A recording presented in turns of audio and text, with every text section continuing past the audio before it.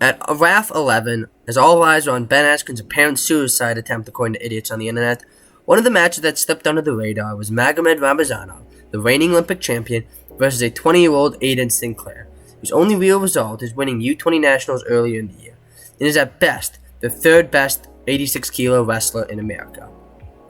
This match was designed to be an easy match for the Olympic champion to set his course to Kyle Dake for the 190-pound RAF title.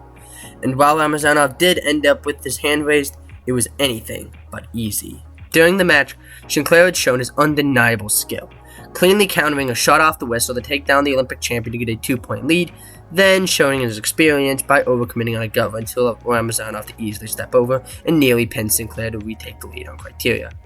Then Ramazanov hit a crisp duck under shortly afterwards from a short offense position to extend the lead to 5-3. That's how the lead stayed, as Ramazanov didn't try to extend it throughout the rest of the third period, relying on his defense to ice the match. The problem with trying to ice a lead as small as this is that one opening can flip the match. With 5 seconds left, it looked like Aeoden Sinclair had found that opening, shooting a head-up double leg in off a post and getting to Ramazanov's legs. The shot itself was pretty high level, with more to it than what initially met the eye.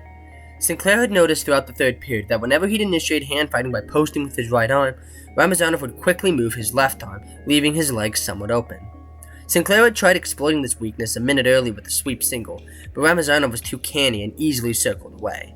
But with short time left, Sinclair had to try, but this time chose a powerful head to the middle blast double to follow an initial post, and for a second it looked like it worked, as he had managed to get both arms around Ramazanov's legs.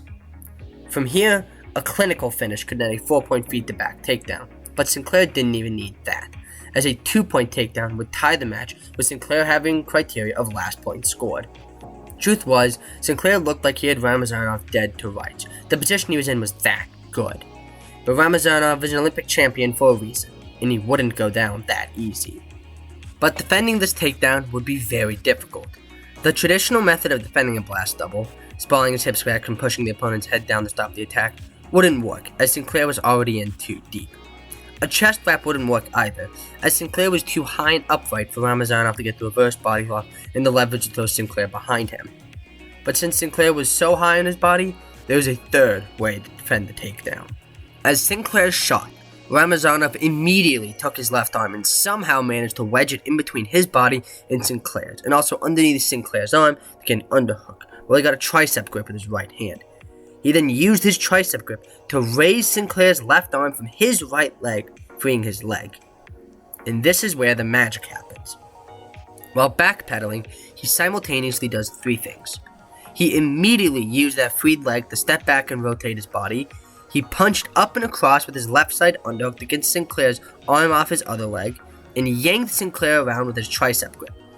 This underhook whip turned Sinclair into a victim of the momentum of his own powerful shot, and he fell towards the mat back first. While Sinclair tried posting with his knee to athletic cartwheel out of the throw, all it ended up doing was making him awkwardly landing on his head before he ended up on his knees and time expired.